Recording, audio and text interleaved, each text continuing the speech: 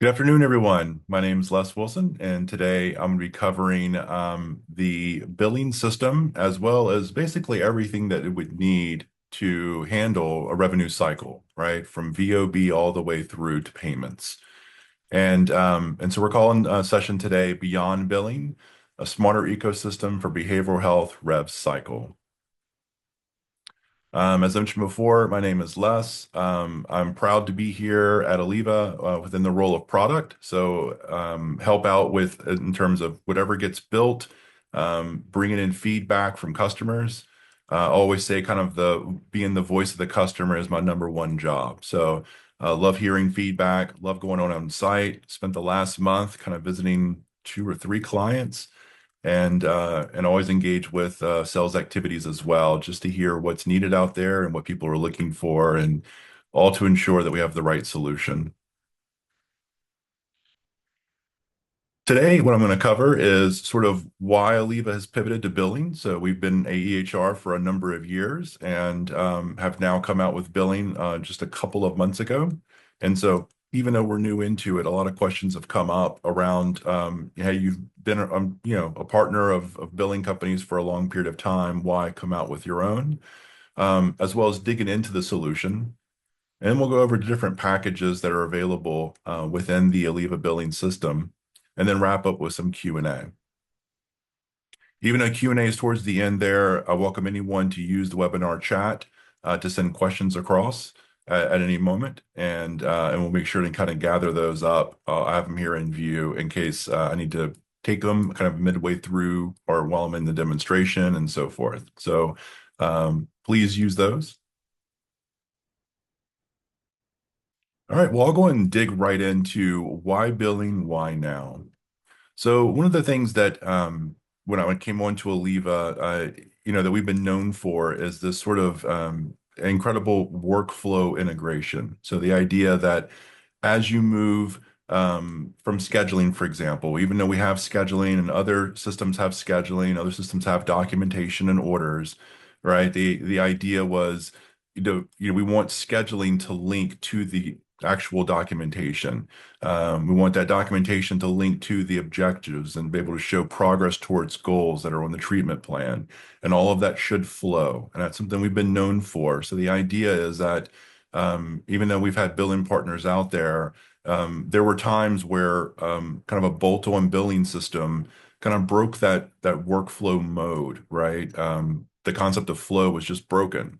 And no disrespect to any billing system out there, right? But it's if you're not in control of it, it becomes very difficult to maintain that. And so we wanted our data to be seamless between the applications, and also there's this kind of idea or concept that during the course of billing, you have questions. And a lot of those questions are around, hey, how much do we bill for all of our services?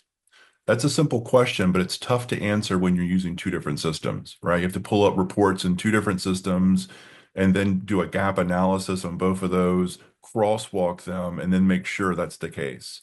So with an integrated approach, you don't have that problem. And another instance or kind of example of why we built our own system is we realized that payers out there are making some changes as well.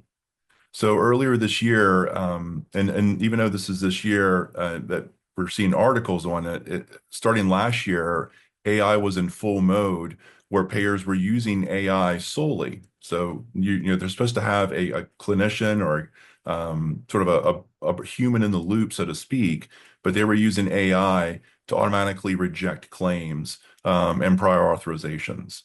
So much so that denial rates have gone up around 16 times higher than using kind of a non-AI solution. So as they are all kind of moving on to the AI side, it's causing a lot more pressure to be put on ensuring those claims are in the right order, the right fields are entered in the right place, and you have documentation to back them, which again necessitated kind of having a system. So our clients have come to us saying, Aliva, we'd love to have the ability to be able to fight these a little bit better and also help us, fight fire with having AI on the opposite end to help us ensure that these documentation and our summaries are worded in such a way that they are aligned with the payers and what they're expecting. And so this is a case, again, of one of the reasons why we went forward with having revenue cycle attached to the EHR. Another case was just as we were going out, right, our implementation team, we typically, during a normal Alleva implementation, we're taking notes from kind of internally, interviewing individuals, figuring out what you need to make sure the system's built the right way. But then we go on site as well, look at all the paper that's around there. That paper usually indicates that something in the system that Alleva's not doing for you, or maybe your previous EHR. And so we found a number of different activities and things that we felt like needed to be part of a billing system, and currently we're not. And I think lastly, one of the things was a lot of the billing systems out there are not specialized necessarily in behavioral health or substance abuse. They had a lot of features, a lot more features than what Alleva Billing has, to be incredibly transparent with you. Um, right, we're a new product, but at the same time, I think even when we're very mature, for every one feature we have, you'll probably find three in other billing systems, and that's because they're not just billing substance abuse, right? They have features and functionality to handle L&D and pediatric, right? They're handling clinics much different and much more complex than sort of two or three different specialties. And so rather than us kind of building in a large number of feature sets, we felt like we need to slim that down actually to make sure that when we specialize, we're only dealing with the features that are necessary and make sure that those features are done in a way that they are better than the competition and that they are linked to a workflow that you can simply onboard to. And then as long as that workflow is followed, you are going to have very little problems. So at the end of the day, we came up with kind of a nutrition facts list of what was in the system and what I'll be going through. The first is going to be an integrated billing data. So this is all of your master files, think of them, so to speak, right? Your adjustment codes, your providers, your payers, not having to manage them in two different systems, but having kind of one system manage both sides is a part of this. We also have a clearinghouse integration with Waystar. They're one of the leading clearinghouses out there. And if you're not familiar with the clearinghouses or that term, they basically build the plumbing so that if you have 15 different payers, for example, and you have to log into 15 different payer portals, with your username, your password, manually update with claims and kind of manually, request status updates on those claims and then payments. All this is handled electronically through the Alleva billing system. And we utilize their network to be able to do that. Not only on the claim side, but also on the payment posting or ERA side. So we'll have those, and we'll show an example of sort of how a posting ERA has been posted from the clearinghouse automatically, and then how that's been applied to the claims. We also have flexible billing rules that we'll go over a bit. This is really the secret sauce, allowing you to take the clinician out of the billing loop, so to speak, right? I think in certain cases, your clinician is having to answer questions such as, oh, did I schedule the right item? Did I put in the right billing code? Is this correct? And sometimes they were, sometimes you were leaving money on the table. This kind of takes all of that away and puts it into an automated approach so that as long as documentation is performed, the correct code as well as all the different claim elements are going to be correct on that claim, and your ability to get accepted is going to be greatly increased. We also have an AR dashboard, a central home for billers and as well as billing office folks to kind of start their day and understand what they need to work on first. We have one-click claims editing. So we have a very holistic claims editing. If there's a field somewhere that a payer wants you to enter because they just decided that box 46 needed to have a Y in it, you can do so. And we also will show sort of integrated payments and VOBs. And then making sure our payments are also PCI certified. We'll have patient custom statements, so you can customize the patient statements going out and invoices. And of course, a myriad of different billing reports and dashboards that are part of Alleva Billing. And through our Insights package, you have the ability to create these without having to call us, right? So if you need to generate a report based on the last 6 months of revenue in such a way that it's not one of our standard reports, you have the ability to go in and build that yourself or with the help of one of our implementation specialists. One last thing I want to mention before we kind of get into a summary of why billing, why now, is this trend. We're seeing more and more of our clients, especially on the Cal-AIM side in California, but we see it on the Eastern Seaboard as well, where there's a large number of alternate payment models being asked of providers. And these could be anything that is not fee for service, right? It could be bundled payments, could be episodic payments, could be pay for performance initiatives. But we wanted to make sure that we were ready for that. And because that's a very different world than the volume-based world we've been in, right? You need a system that's fast, that's fluid, flexible. And what we see in the future and what folks are projecting is that the large number of providers that exist today, especially in like in the hospital, I'm using the example here of inpatient, but they're suspecting that the 4,002 some odd hospitals that exist today are going to collapse down into around 360 to 450 different health networks. And we expect to see that same sort of consolidation occur um, within the post-acute area, which is where behavioral health sits. And we believe that's going to be something that is going to require a different billing system and a much more connected system to the data that is pulled into the claims. And so to really answer the question of why billing, why now, one, we felt like we could focus on the little things, the features that you actually use, and make those simple and easy. We could provide workflow guidance that's very holistic in nature. And we could also allow our clients to quickly adapt to the changes that are the market's asking, right? If a payer wants you to take on an alternate payment model, we didn't want to be an anchor to say, no, we really don't have the system to be able to have you to do that. We wanted you to be able to respond to the market needs and not become kind of an anchor around your neck. Now, right now, what I'll do is I'll go around and I'll move into the actual application. So here we are within the EHR. Let me make this a little bit so we can all view it.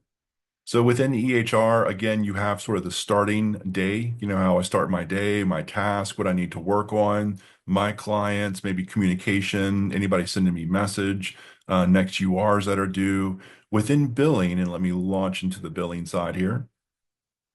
What you're going to see is we have that same type of approach where this is sort of the home. So you come in the morning with your cup of coffee and you're able to see here what your AR looks like. We age it across both patients. So if you're doing patient-centric billing as well as payers themselves, you'll be able to see that and then aged out to over 150 days. We also have the ability for you to kind of one click go into any of these statistics here. And so the idea is I have 95 claims that are ready to bill. So here I am behind. I have a large number of dollars that are waiting to be unlocked. And so rather than having to go through the system and hunt those down, I can simply click on this filter. It'll take me straight to the place that I need to get to, and then straight to those 90 some odd claims that are ready to bill, but I haven't sent them out yet. Within the billing encounter, of course, you have the ability to come in and pull in all the data and services. These are all coming over from the EHR side. And then we'll talk about how that's actually performed here in a minute. Once those are promoted to claims and sent off to the clearinghouse, then they'll drop into kind of the second bucket we have, which is claims management. This is where, again, we can see the claim status is submitted. We're receiving these real-time status updates from Waystar. So you're able to see rejections come in. You'll be able to see acceptance, claim values, and so forth. And you also have the ability to go within the claim itself by clicking directly on it, looking at a claim summary of those. And again, if you wanted to edit, we talked about claims editing. If you want to edit any of those, you know, box 14 or box 18, you can simply come to that box and enter the values that are necessary. And perhaps, you know, correct those claims and then resubmit them to the payer through Waystar. Now, we'll take a second and kind of step back a bit and talk about how the claims get created. And for that, I'm going to go back to the EHR. I'm going to go down to system settings and within billing. So within billing is where we house, again, all of the master files that you'll see necessary to generate a claim. So we're talking about billing codes, billing rules, insurance companies, modifiers, rev codes. The one here that's, I think, important is going to be billing rules. So I'll select this, and then we'll go in and kind of just add a billing rule. Within this area, how billing rules work essentially is a sort of a hierarchical system. Up top, you're entering the if. So simply, if the payer is, I will say, Aetna, and if the facility equals Texas Billing and Healing Touch, and they're maybe if they are an IOP, and then we can say what type of services, maybe these individual service, and then for those individual services, we can say maybe it is I have a number of these in here, cognitive behavioral therapy. And we can put in a minimum duration of those, as well as an increment. So this is kind of the if. So if this is met, then come here to the claims codes and say we need to put in a facility claim. We want X number of units. We want X, modifiers, as well as value codes if those apply to you, and then what rates those are applying at. For the rates, we wanted to ensure that you had both the contractual rate. So maybe you're getting paid 150 for the service, but maybe your usual and customary is 185. And so you can put both of those rates here. One sends to the payer, but then you're able to report off of both of these. And that gives you some sense of analytics of how your payers kind of which payers you want to do more work with, which payers maybe you want to have better conversations with down the road to get your rates increased. And and so this is all part of building a billing rule. And the great thing about this is that even though it looks kind of somewhat complicated in terms of the if, because we provide a lot of different options here, we have a help for you. So during the implementation phase, we have individuals that are skilled in this, that have years and years of experience doing billing, and can provide assistance to you and guidance on how those billing rules should be created. So you're not going to be on your own when it comes to building out rules. We also have baseline rules. So if the case is that, there's not a lot of differences amongst the way that your contracts are set up, then you can simply create a baseline rule for a level of care, and for a certain type of service and say, this is what we always get paid.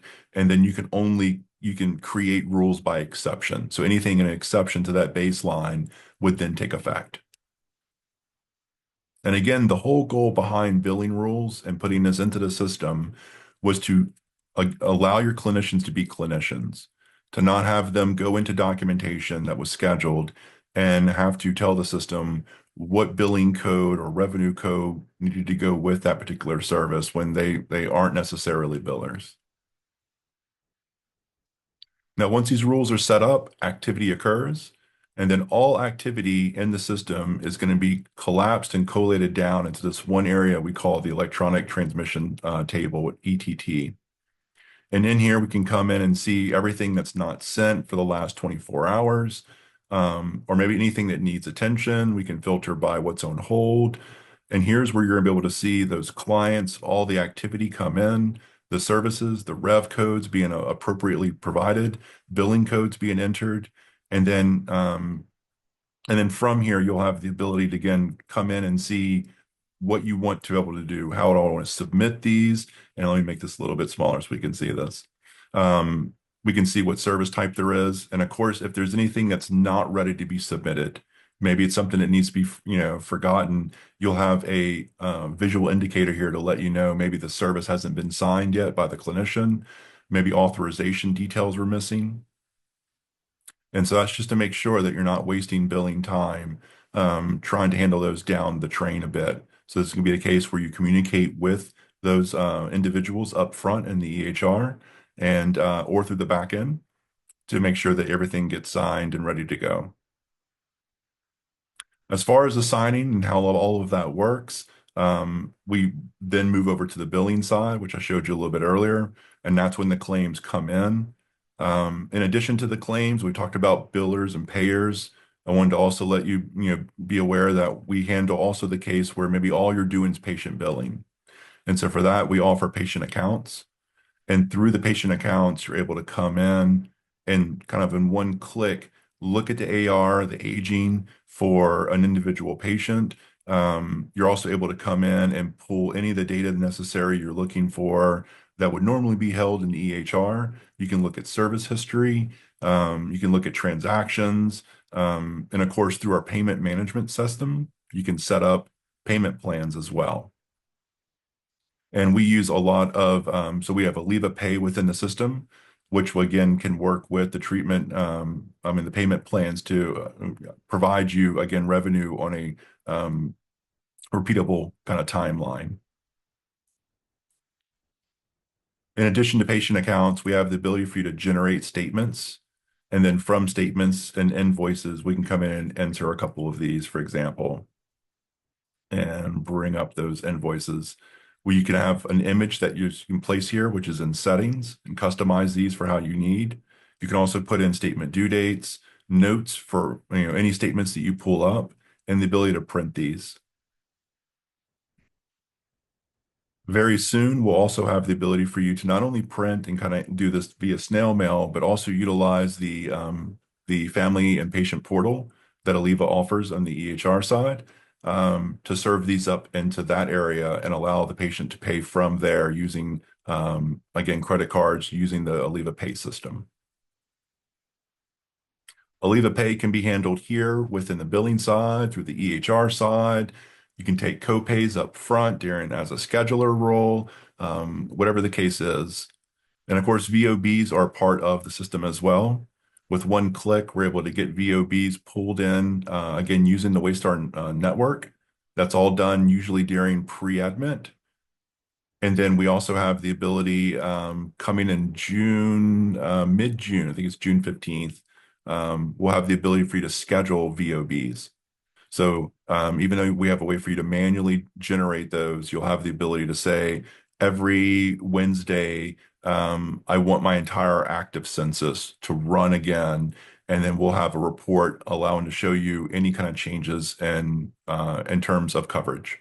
Right. So if you have a problem and the types of payers that you have where patients are losing coverage in the middle of service, you'll know kind of on a very, very quick basis without having to guess whether you're going to get paid or not when you submit that claim.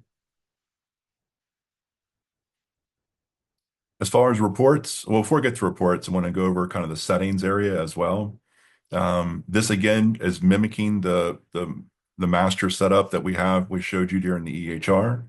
In addition to that, we also have additional drop downs, things such as your we didn't pull in an ERA. Let me show you what an ERA looks like as it's come in. So these are the ones that have come into the system, and we'll just come down here and we'll just select one of these coming in from Cigna.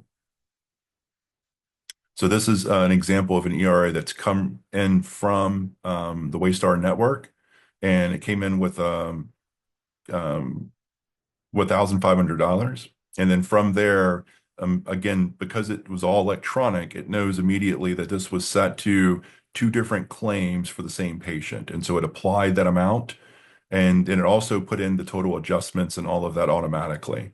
So that's, again, part of the system is to put in any of the reason codes and all of that that's stripping that right off of the ERA so that your folks are not having to have to do that. And again, could make mistakes if possible. Throughout the Alleva billing system, you'll also see this kind of indicator here. And what these are claim notes. And so these are notes that allow you to be able to add notes anywhere and you can assign this to an individual.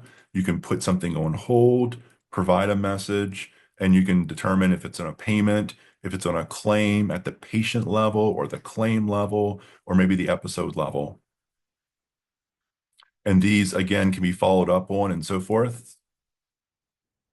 The idea is that it's really important to have good communication with the back office as you're handling claims, right? And so we provide a way for you to handle that, whether it's collections you're using them for, or just the ability to communicate to and from the team.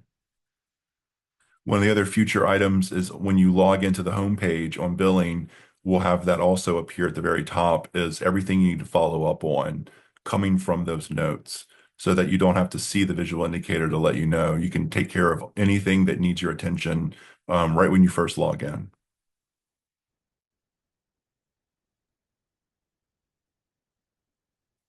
And then lastly, I just wanted to kind of talk about the reporting side of this.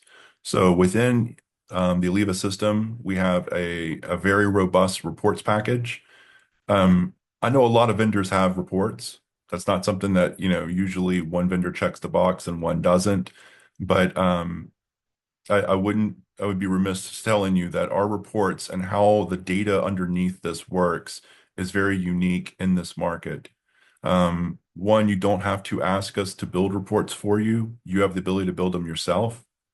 And then any piece of data that is entered into the system, right? It could be that, I mean, this is an EHR example, right? But maybe you want to create shoe size as a data element and track that. You can then immediately, without again having to call us, you can add that into the form, make it required or not, and then generate a report immediately saying, hey, within the last 6 months, who came in with shoe size greater than 11? And it could be medications, it could be labs, could be whatever the case is, but you have the ability to report off any data element without us telling you, oh, you need to hold on, we need to move that data into the data warehouse, we need to, ETA it and everything else. We won't have to handle any of that. It's just a part of the flow of our data management. So within standard reports, we have a large number of like client billing. Within client billing, again, these can be exported, these can be saved, and they can also be generated at um, on a time basis and scheduled. So you have the ability to generate these and say the first Monday of the month, I want these four people to get this dashboard or perhaps this report.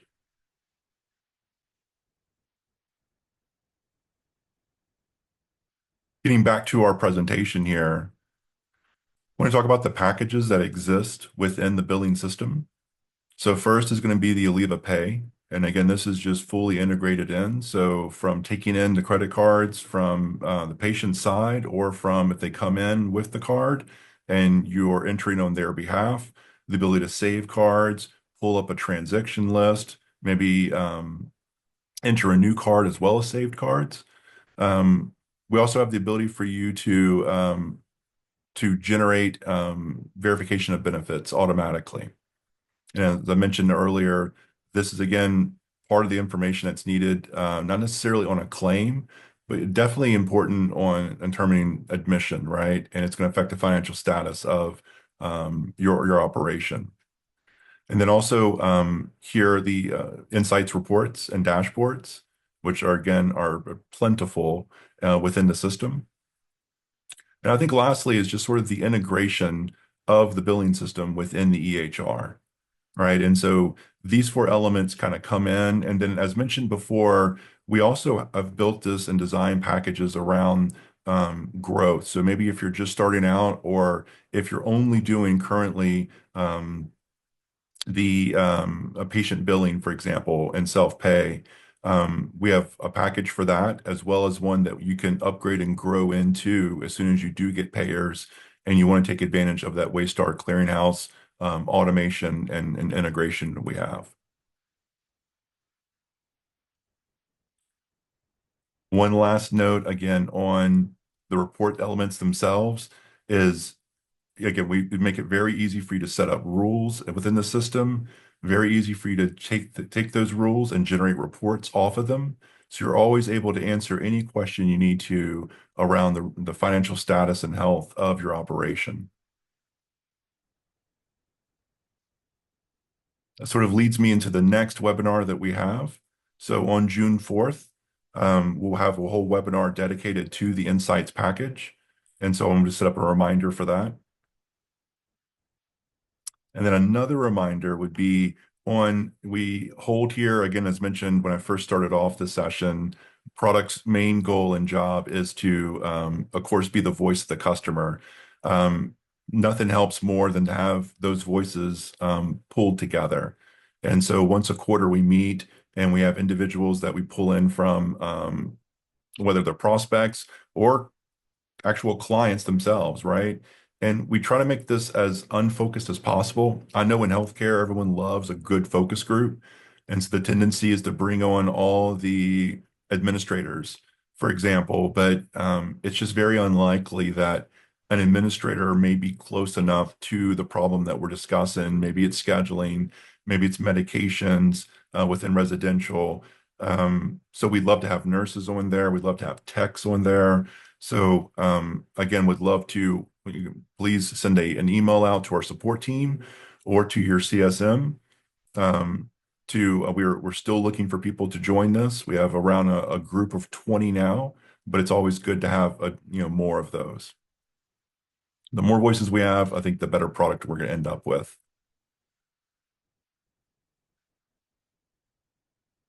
And that's it. So again, thank you for your time and your attention today.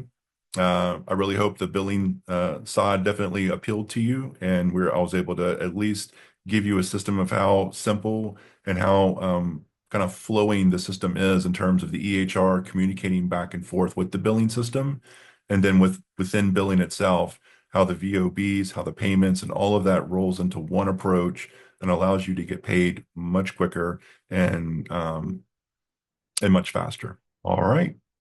Thank you all very much.